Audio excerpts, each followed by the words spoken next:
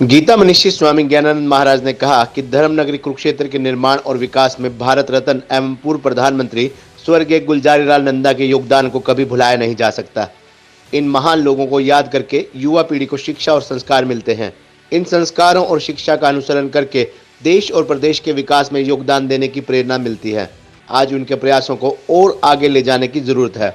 गीता मनीषी स्वामी ज्ञानानंद आज भारत रत्न स्वर्गीय गुलजारीलाल नंदा की पुण्यतिथि पर ब्रह्म सरोवर पर स्थित सदाचार स्थल पर कुरुक्षेत्र विकास बोर्ड व कुरुक्षेत्र विश्वविद्यालय के तत्वावधान में आयोजित श्रद्धांजलि समारोह में भारत रत्न पूर्व प्रधानमंत्री गुलजारीलाल नंदा की प्रतिमा पर फूल माला अर्पित करने के उपरांत बोल रहे थे। इससे पहले गीता मनीषी स्वामी ज्ञानानंद महाराज, सांसद नायब सिंह सैनी, विधायक सुभाष सुधा, उपायुक्त मुकुल कुमार, केयूके के कुलपति डॉक्टर सोमनाथ सचदेवा, केडीबी के मानद सचिव मदन मोहन छाबड़ा, सीईओ केडीबी अनुभव मेहता, नंदा सदाचार स्थल के incharge professor L K. Gaur, KDB सदस्य doctor Saurabh Chaudhary, Vijay Narula, K C Ranga, DYCA के निदेशक डॉक्टर महासिंह पुनिया, सुरेश चणी कुक्कू, रतनलाल बंसल, खरातीलाल सिंगला, विनोद गर्ग, कृष्ण धमीजा सहित अन्य अधिकारियों, कर्मचारियों व गणमान्य लोगों ने भारत रत्न स्वर्गीय गुलजारीलाल नंदा की समाधि पर पुष्प चक्र अर्पित कर श्रद्धांजलि दी और नंदा जी की प्रतिमा पर फूल माला अर्पित की। इस दौरान यूनिवर्सिटी संगीत विभाग के शिक्षकों और विद्यार्थियों ने भजन प्रस्तुत कर श्रद्धांजलि समारोह को भक्ति रस से भर दिया।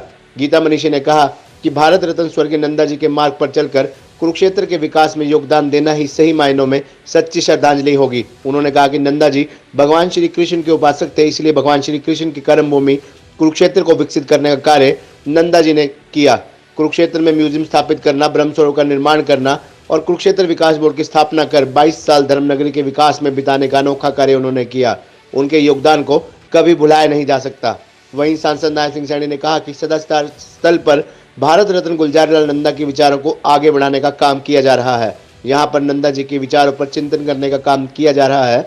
भारत रत्न नंदा जी को आधुनिक कुरुक्षेत्र के जनक के रूप में जाना जाता है। इन्हीं के प्रयासों से ही वर्ष 1968 में कुरुक्षेत्र विकास बोर्ड की स्थापना हुई और इस बोर्ड के गठन के बाद ही ब्रह्म सरोवर और आसपास के तीर्थों के विकास की नींव रखी गई। आज सभी को नंदा जी के दिखाए हुए मार्ग पर चलकर कुरुक्षेत्र के पर्यटन व तीर्थ स्थलों को और अधिक विकसित करना चाहिए ताकि दुनिया को इन तीर्थ व पर्यटन स्थलों का फायदा मिल सके। विधायक सुभाष सुधा ने कहा कि भारत रत्न नंदा जी के पद चिन्हों पर चलते हुए पूर्व प्रधानमंत्री अटल बिहारी वाजपेयी के साथ तत्कालीन पर्यटन मंत्री जगमोहन ने कुरुक्षेत्र के पुराने भवनों को संजोने का काम किया और अब मुख्यमंत्री मनोहर लाल पिछले 7 सालों से कुरुक्षेत्र और 48 कोस के तीर्थों को विकसित करने का काम कर रहे हैं। पूर्व प्रधानमंत्री नंदा जी के प्रयासों से कुरुक्षेत्र में म्यूजियम स्थापित करना, ब्रह्म सरोवर का निर्माण करना, केडीबी की स्थापना कर अनोखा कार्य किया गया। उनके योगदान को कभी भुलाया नहीं जा सकता। वहीं कुरुक्षेत्र विश्वविद्यालय के कुलपति डॉक्टर सोमनाथ सचदेवा ने कहा कि नंदा जी के प्रेरणा स्रोत नंदा जी आज समाज में युवा पीढ़ी के साथ साथ पूरे समाज के लिए प्रेरणा स्रोत हैं। उन्होंने कुरुक्षेत्र के विकास के लिए सराहनीय कार्य किया। कुरुक्षेत्र व हरियाणा वासी नंदा जी के योगदान को कभी भुला नहीं पाएंगे। युवा पीढ़ी के साथ साथ सभी को नंदा जी के जीवन से प्रेरणा लेनी चाहिए। केडीबी के मानद सचिव मदन मोहन छाबड़ा ने कहा कि गीता स्थली ज्योतिषर 100 करोड़ रुपए की लागत से एक बड़े प्रोजेक्ट पर काम किया जा रहा है। यहाँ पर आधुनिक तकनीकी से युवाओं को महाभारत और पवित्र ग्रंथ गीता से आत्मसात करवाया जाएगा। इतना ही नहीं, इस भूमि पर अक्षरधाम, गीता केंद्र, श्री तिरुपति बालाजी मंदिर और इस्कॉन मंदिर के निर्माण होने से कुरुक्षेत्र को विश्व में एक नई पहचान मिलेगी। इन तमाम पहलुओं से ये नजर आता है कि सरकार भारत रत्न गुलजारीलाल नंदा जी के सपनों को साकार करने का काम कर रही है। सदाचार स्थल के इंचार्ज प्रोफेसर एल.के. गौड़ ने मेहमानों का स्वागत किया। आज पुण्यतिथि के अवसर के ऊपर आज यहाँ कुरुक्षेत्र उनकी समाधि स्थल के ऊपर उनको नमन करने का मौका मिला है। आज उनको नमन करने के लिए यहाँ पर आए हैं। एक ऐसा महान व्यक्तित्व जिसने कुरुक्षेत्र की विकास की एक नींव रखी और ऐसे व्यक्तित्व के जीवन से हमें प्रेरणा मिलती है जो लगातार राजनीति के उच्च शिखर के ऊपर रहे हैं। ऐसे व्यक्ति का जाना तो इसके लिए भी क्षति है, समाज के लिए भी क्षति है। आज उनकी पुण्यतिथि के ऊपर उनको हम याद कर रहे हैं। मैं उस परमपिता परमात्मा से प्रार्थना करूंगा कि ऐसे महान व्यक्तित्व को अपने श्री चरणों में स्थान दे और जो उन्होंने विकास के कार्य किए उनसे हमें प्रेरणा मिले और बल मिले ताकि उसको आगे बढ़ने का अवसर मिले।